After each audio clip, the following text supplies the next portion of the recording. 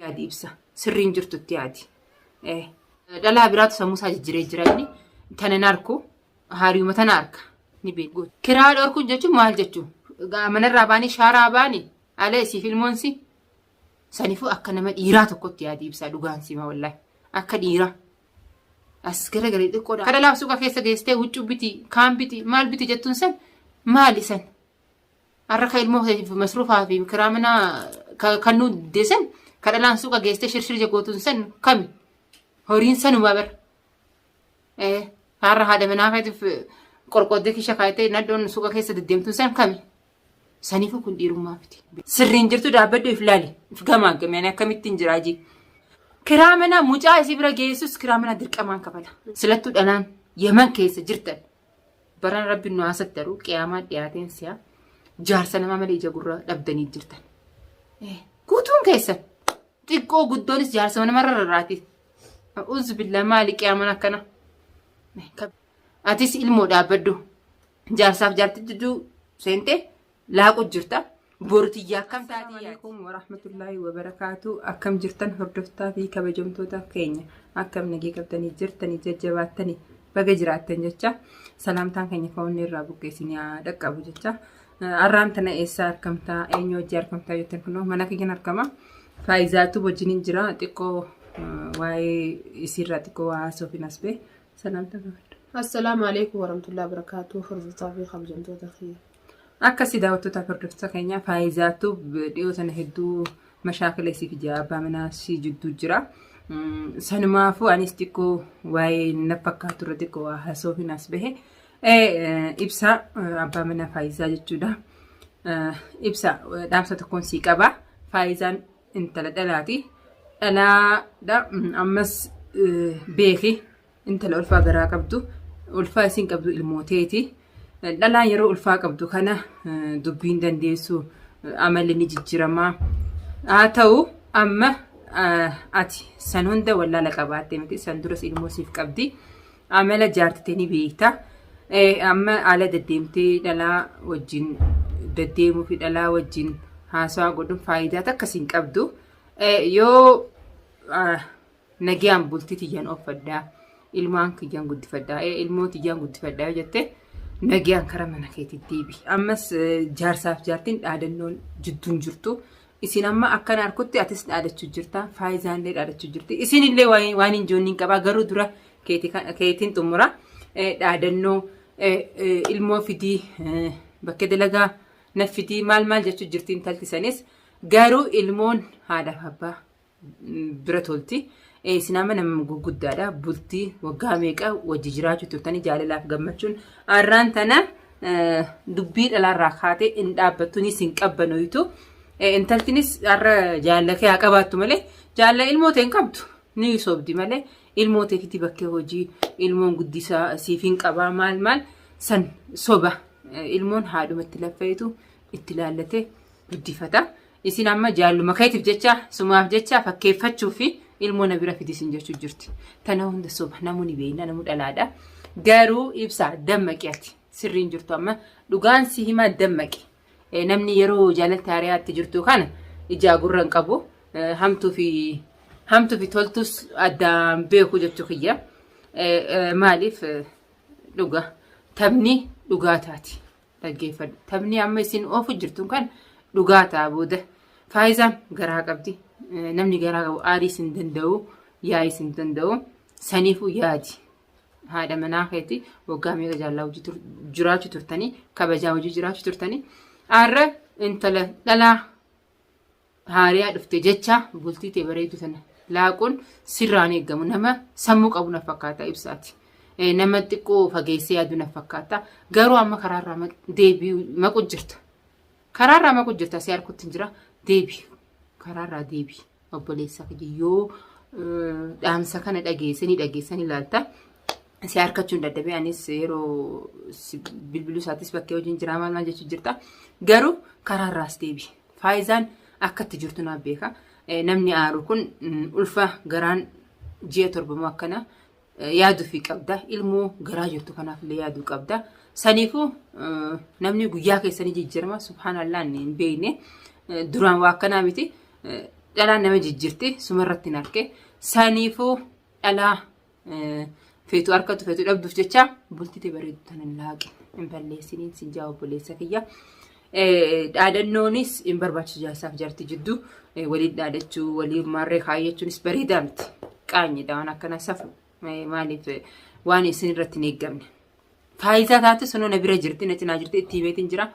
Faayidaan inaada ibsaa hojii seente ibsaan dhiira ilma dhiiraati. Isa hojii inaada seente akkasin ta'a akkanan si godha akkasin si godhaan dhorkaadha. Ammas dhiirti inaada feetu siif hima. Mi'a akkas godhi mi'a akkas ta'i san hin barbaadu dhiirti.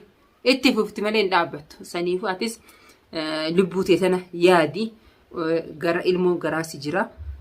Yeroo tana aariinis hin barbaachisu lolli harka rabbii jirta rabbii nagaan addaa si baasu. Saniifuu atis rabshaatti jirtu dhaabi.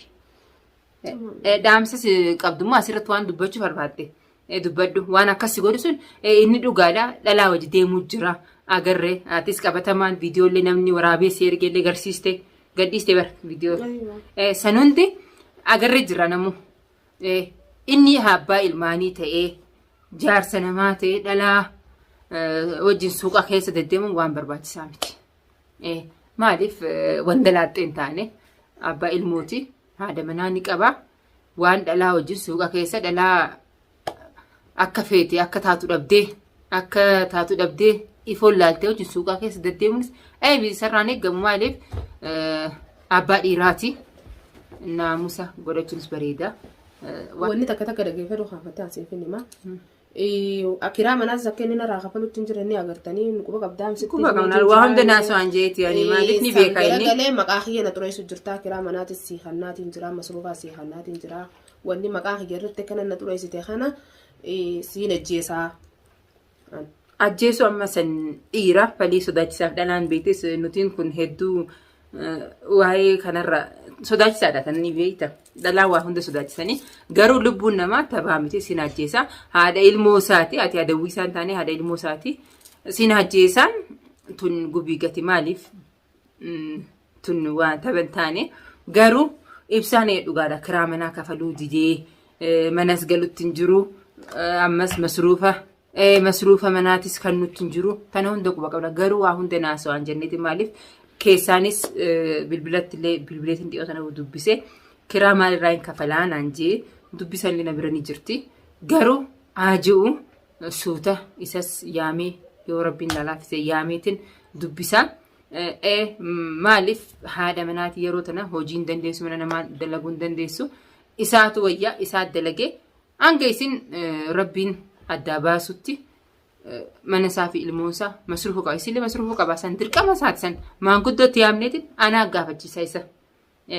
Arra sammuunsaa dhalaa biraatu sammuusaa jijjiiree jira inni tanan arku haariuma tana arka ni beekna ramana dhiiraa gizee waan haariyaa arkanii ga'umma haariyaa sanii malee tana ni quban qaban halas lafa kaayaniiti irraanfatanii dhiisan garuu kun hin ta'u dirqama maanguddoos ni yaama ibsaas arkachuun dadhabeensi jee bilbilas na jalaan kaasu dhiyootan saniifuu isas yaameetiin maanguddoos yaameen dirqama waan itti muran hangaati dhaltee addaa nagaan rabbiin addaa si baasee. Wanti jettu si masruufu qaba. Kiraa manaa kee masruufa kee waa hunda keessa danda'u qaba ibsan. Dhalaan yeroo kan waa hedduu barbaachisa. Garaa qabdi. Waa hedduu si feesisaa ni beekna nuti dhalaan akkanatti goggoitu mana keessan teessu. Kana hunda wallaala qabaatee miti ibsaan gaafa mucaa sidhantus isi bira jira waa hunda godhu ture. Har'a maaltu jijjiira isa? Dhalaa karaa deemtu isa jijjiira. Dhalaa bakkee dhuftee hin beekne. Har'uma kalas jaalaa qabee ijaa gurraan qabu. Tana miskintitti lafa kaa'ee kalas haariyaa malee ijaa gurraan qabu. Yaa obboleessa dammaqi. Namnii fi akkana waliin godhu. Namni sanuu namni biyya takkaa maalummaa wal beeku. Ganda takkaa akka ganda takkaa hundeen biyyaarra yoo dhufe namni akkana waliin beeku hin godhu. Maaliif jaarsaaf jaartiidha. Qaama tokko akkamitti akkana wal godha namni. Kalee jaallaan kabajaa hojii jiraatanii har'a akkana wal godhuunis hedduu namatti ulfaata. Itti yaadi ibsa. Sirriin jirtu itti yaadi. Akkatti qalbii dabdee ayilii dabdee hin maraatiin. Sanis dhalaadha tunis dhalaadha. Tanas lafa kabajaa qabdu haadha ilmooteeti haadha manaa keeti waggaa meeqa jaallaaf kabajaa hojii jiraattan sanarra wanti si wallaalchisteeti akkami sammuu si wallaalchistee akkamitti ilmooteef ijaartee gattaati. Saniifuu dammaqi ibsa. Akkatti jirtu kun akka gaarii miti. Obboleessa kiyya namni nama jaalataniif waa dhaamsa dhaamani. Dhugaa bilbilas bilbilutti hin jira, bilbila kee hidhaa jira.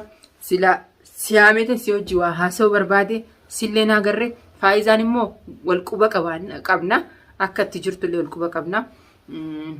Isin yeroo hundas ni dhuftiisi bira daynaa sisii quba qabna akkatti jirtu kana.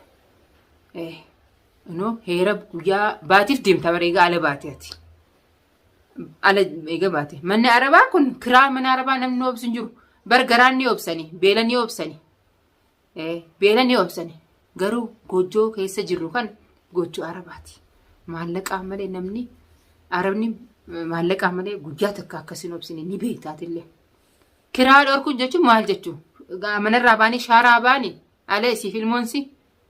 Saniifuu akka nama dhiiraa tokkotti yaadii ibsaa dhugaan sima wallaahi. Akka dhiiraa. As gara garii xiqqoo dhaabbaddu maal keessa jira booda ni shooyinoo itti ni beekta. Kun hundi ni dabarti. Ni shooyinoo itti. Dhaabbaddu akka dhiiraa tokkotti maal ittiin jira maal dalaguutti hin jira jii laal. Kada laafsuuqa keessa geessitee huccuu biti kaan biti maal biti jettuun san maali san? Harka ilmoo masruufaa fi kiraa manaa kan nu deessan kada laafsuuqa geessitee shirshir jagootuun san kami? Horiin sanuma bara. Har'a haadha manaa fayyadaaf qorqoddee kisha kaayitee naddoon suuqa keessa deddeemtuun san kami? Saniifuu kun dhiirummaa miti. Booda itti sheenooyta. Xiqqoo dhaabbaddu itti yaadi. Akka nama tokkotti itti yaadi dhaabbaddu obboleessa kiyya. Dhaamsa sii qabu tanumaani gabaabduu. Sirriin jirtu dhaabbaddu if laali. If gamaagamee akkamittiin jiraajii. Mucaa hoo maal irratti isin sirraa hin fuula jettee? Mucaa barsiime. Mucaa isin amma jaalala ibsaaf qabdu ni soobdi malee mucaa ibsaa jaalattee malee mucaa hin jaalanne. Jaalala ibsaaf qabdu fakkeeffachuuf mucaa na bira fidi. Mucaa naa guddisa. Sirraa naantu isin. Kiraan manaa bira kafaltu. Kiraa manaa mucaa isii bira geessus kiraa manaa dirqamaan kafala. Kafalu. Dirqamaan kafala maanguddoo naa yaaman sin jira. Ibsaas ni yaama maanguddoos ni yaama. Kiraa asirra jiru. Kabaatii dabree kabaatii tana hunda bakka takka kafalu ta'a ibsa. Saniifuu isiin immoo intal ati immoo yoo viidiyoo kana agarte. Maqaas illee eenyuun beeku ani. Isillee beeku. Takkaallee na agarsiisa. Garuu ati dhalaadha. Bultii namaa keessa akkanatti kokorsaan fiiguu jirtu naamusa godhadhu dhaabbadhu. Jaasaaf jaatee jirtu dhuftee irra sheexana taate bultii bareedduu sana akka balleessa irra binjazaasiif kafala. Ati ibsaa jaalatee ilmoo isaa hin jaalanne kun fakkeeffachuufi garuu ibsaa jaalattullee naamusa qabi. Ibsaan kun akkami? Ibsaan kun jaartii qaba, ilmoo qaba. Silattuu dhalaan Yemen keessa jirtan. Baran rabbi nu haasatti aruu qiyaamaa dhiyaateen si'a jaarsa nama malee ija gurra dhabdanii jirtan. Guutuun keessan xiqqoo guddoonis jaarsa nama rarraati. Uzbilla maali qiyaaman akkana?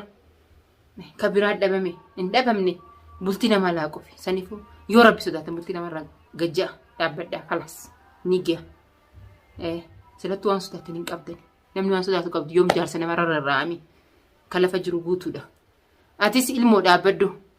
Jaarsaaf jaartii jidduu seentee laaqu jirta. Bortiyyaa akkam taatee yaadi. Jazaan abbaaf ni deebi'a. Saniifuu dhiifa manaa godhaa hordoftaa fi kabajamtoota kee xiqqoo dubbii isaanii xiqqoo aarse. Maaliif namni kanamaan kun hedduu maaliif bultiin hiriyaa tiyya bultii tiyya naaf fakkaatti. Akka nama tokkotti bultiin hiriyaa tiyya akka badus hin fedhu. Maaliif yeruma hanga wanti qabnu dubbachuu qabna. Booda eega waan ta'ee booda iyyuu faayidaan qabdu. Garuu ibsaas inshaallah biiznillaa ni yaama. Yoo bilbila sana abu'ee ni yaama. Har'a boruun joo yaamiti yeroo inni alfe asitti maanguddoo itti yaame dhiyeessee waan jiru hunda wajjin haasa'uu ta'a. Akkasii hordoftaaf daawwattoota keenya dhiifama nu godhaa hedduunniin aadaa keessatti illee wallahi dubbii zabana kana hedduu nu aarsu jira. Maali dhalaan tun bultuma namaa laaqu malee tashattee teessee jirti. Bultuma namaa bareeddu kana seentee laaqu hangasuma faayidaan isin irraa argattu beeku. Garuu rabbi haa qajeelchu. Akkasii inshaallah viidiyootti aanuun hanga walitti dhufnu. Assalaamu alaikum warahmatullahi.